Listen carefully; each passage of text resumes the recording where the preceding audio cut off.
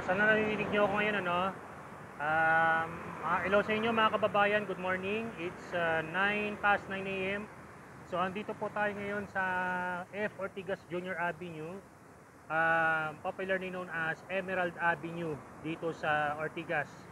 So every weekend kasi sarado itong area na to dahil may bancheto or may mga physical activities or any activities na ginagawa dito.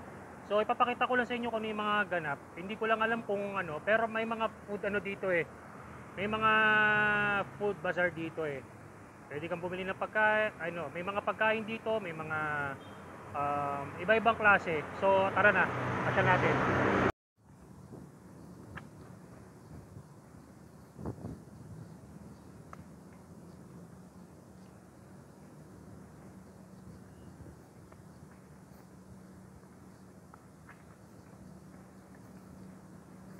Ayan, binabagtas na po natin ang iba't ibang mga food stalls dito. And also, pwede kayong mamalengke dito. Maraming mga fresh foods na pwede nyo bilhin dito. Seafoods, mga gulay, mga meat products, ang dami. Ayan, nakikita na natin yan mga kababayan. O yan. O. Ito po ang mga food stalls. Atin silang papasyalan before. During the pre-pandemic, mas maraming mga activities din dito sa area na to. So, tulad ng binabanggit ko kanina, nagbubukas or sarado ho siya ng Saturday morning starting at 6 a.m. Then magbubukas ulit itong area na to ng the following day, Sunday, which is 6 p.m. So, based on my experience here, since nag-work pa ako dito ng weekends, so ganitong klase yung mga activities dito. So, katulad lang yan, may mga naglalakad, may mga nag-walk dito or kahit anong klaseng activities, may mga nagbabadminton pa dito. And tara na, pasyalan natin to.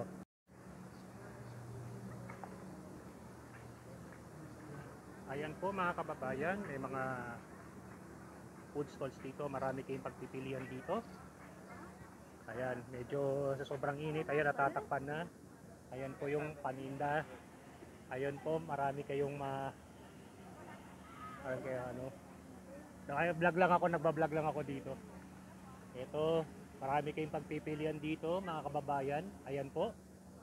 Ayan, marami. O ito, kung mahilig kayo sa mga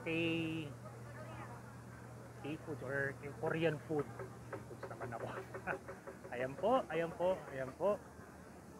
So, most of the customers dito ay mga taga BPO companies here na may mga shift during the weekends or may iba dumadahilan dito para makapag-enjoy ng weekend.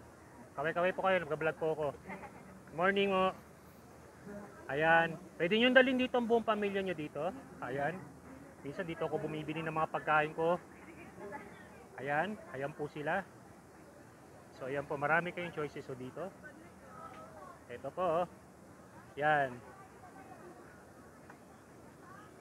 Malinam naman mga pagkain dito mga kababayan. Saka ito po siya. Ayan, kung mahilig kayo sa Japanese po, ito yan. Mga mahilig sa Japanese po dyan, hi po kayo. Vlog po ito, live vlog po ito. If you need some refreshments, ito po siya mga kababayan. Ayan. At ito po siya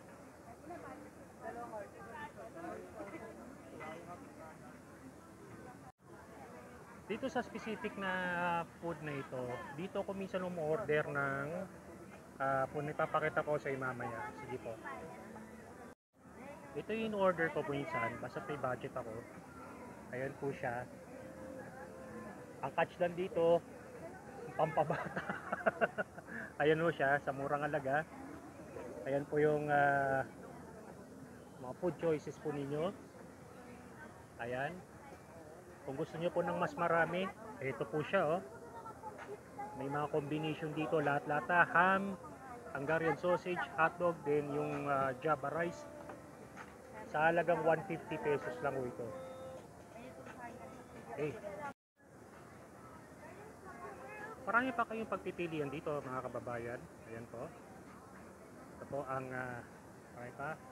Kung gusto niyo ng pampabata at saka mga healthy, Ayan. Nakikita nyo ba yan mga kababayan? O, ito po ha. Para sa vlogging ko lang po ito ha. Gusto nyo ng pampabata? O, ito siya. Ayan po. May lechong paksiw. Ayan. Marami tayong choices so dito. So, kailangan nyo ng refreshments. Ito as usual. Ayan. Marami ko kayong food choices so dito sa area na to. Ayan. Ayan po. Mga sari-sari mga ulam. Yan po, mga pagpipilian nyo, mahilig kayo sa corn dog or leche flan, ayan po siya. Ayan po. Ay po kayo. Sa vlog, live po tayo sa vlog. Nandito sir, native ng Galisa po. Okay, sarap niyan. Masasarap ang mga pagkain. So, nag-enjoy po sila mga kababayan. So, marami kayong choices so dito. Or kung gusto nyo, nakakatipid naman kayo, gusto nyo, kung nagtitipid naman kayo, pwede naman kayo magdala dito ng kanin or pwede kayo bumili ng ulam dito. So may available naman dito na dining area. May mga foreigners kasi dito kasi obviously karamihan sa kanila ay nagre-rent dito ng condo dito sa area na to. So marami pa tayong pagpipilian dito mga kababayan. O ito siya oh. Gutom na ako ah. Ayan po. Kung mahilig po kayo sa ganito,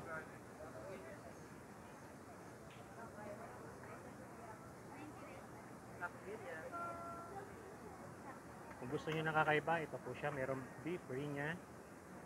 Yan yung mga yan, may mga Philly cheesesteak. I'm sorry for the mispronunciation. Saan o dyan nag-originate yan, boss? Saan country nag-originate? Itong Mexican. Okay. So mga kababayan, that's Mexican food. Yan. Marami pa tayong, meron ditong Ilocos empanada. Palinamnam yan mga kababayan. O yan, gusto nyo na pa ng papabata? Ito. Pampabata, pampasaya. Tama po yan. Kung gusto nyo naman ng healthy, ito siya. Merong oatmeal cookies at ayan o. May mga sari-sari pa mga ulam dito. Ayan. Gusto nyo naman na healthy, may mga isda dito. Ayan. Ayan po. May tayo kayo pagpipilian dito.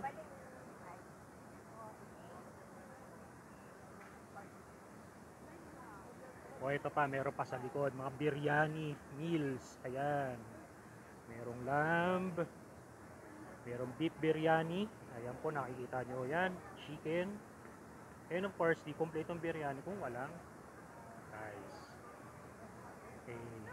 May takoyaki ho dito tayo. Ayan. May takoyaki ho tayo dito. Ukoy. Mahilig kayo sa ukoy. Ito. Ayan. Dalawang Ganitong eksena dito sa ayan.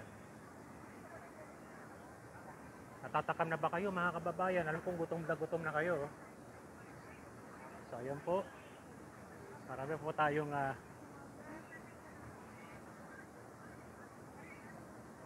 yan yung sa mga hindi pa nag-aalmusal dyan or magbabrunch pa lang. So para sa inyo tong meal na to. Ayan. Ayan. Gusto nyo ng pampabata? Ayun, oh. Ayun. So, konting relax lang. Ayun po, may mga drinks pa din dito as usual. Shawarma. So, iba-iba po siya.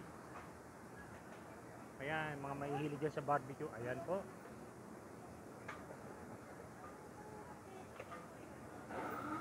Ganito po ang eksena dito sa Emerald Avenue during the weekend. Parang may mas dito. Ayan. So po, hi po sa inyo. Magkano itong hito na to? 200. Tapos itong anong boneless bangus? Easy. Okay. So, mahilig kayo sa mga grilled foods. Ayan po siya, oh. May mga variety of grilled foods dito. Meat, may fish. Mahilig kayo sa hito. Ayun, oh. Hito ba yan o ano? Okay. Ito. Bakit po sila sa kanan?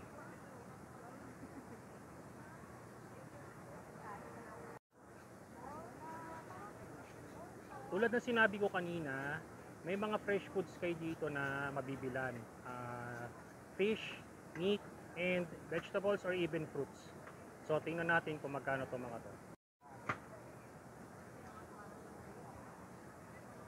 So yun po, may mga sari-saring gulay ho tayo dito.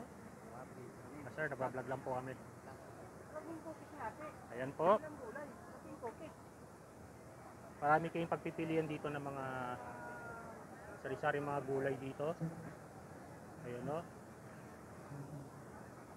Yan, maraming klase dito. Yan, kompleto. Hindi ko na tinanong kung magkano each of them eh. Pero curious lang ako dito sa ano. Bossing, magkano tong mushroom na to? 60 lahat na yan. Oh, 60 ano, 60 pesos yan. 1 kilo na yan mga kababayan. So yan, pagkalaki-laking tomatoes oh, mga kababayan. Ayan. And ito tayo sa mga fruits. Mahilig kayo sa fruits, ito po siya. Boss, magkano tong ano? Magkano tong strawberry? 180. Itong ano, suha? Suha ba to? 100. Tapos itong ano? Itong ubas na green? Ito sir, 550 sa kilo. 550. Ito, mga parang cherries na to eh. Or, hindi tayo sure kung ano. So ito, sa mga mahilig sa isda. Boss, magkano yung pampano nyo? 481 kilo na yon. Ah, okay. So, marami tayong pwedeng gawin dito sa isda. O, ito pa, oh. Yan, sa mga naghahanap ng pampabata, mga healthy, ayan siya, oh. Ayan, mga kababayan. Ang masarap sa pampano kasi yung ini-steam. Ayan, maraming klase siya, oh.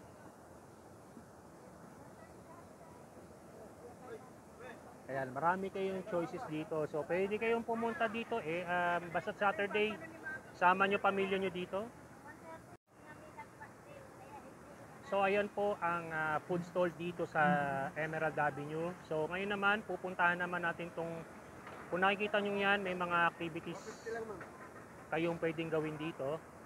So, pwede kayong mag-biking, pwede kayong may mga nakikita ako skating or rollerblade, something like that, or ganon.